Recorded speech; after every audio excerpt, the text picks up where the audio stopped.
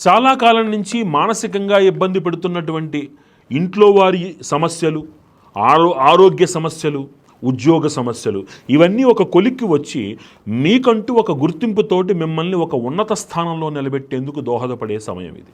కొంత మానసికమైనటువంటి అస్థిరత, ఇన్నాళ్ళు ఇబ్బంది పెట్టినటువంటి అస్థిరత ఏదైతే ఉందో దానికి ఒక పరిష్కారం మీరు కనుక్కుంటారు. మీరు ఈ మాసము సైంటిస్టులకి, ముఖ్యముగా పరిశోధనా రంగంలో ఉండేటువంటి వారికి, డిఫెన్స్ రంగంలో ఉండేటువంటి వారికి అద్భుత రాజయోగం.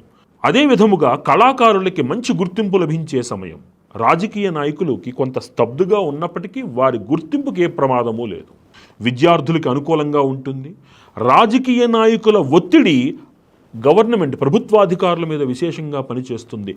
ఇక్కడ మీరు జాగ్రత్తగా లేకపోతే భవిష్యత్తులో మీరు విమర్శలు తీసుకోక తప్పదు. కాబట్టి ఇప్పుడే మీరు ప్రణాళికాబద్ధంగా ఉండడం చాలా తప్పనిసరి.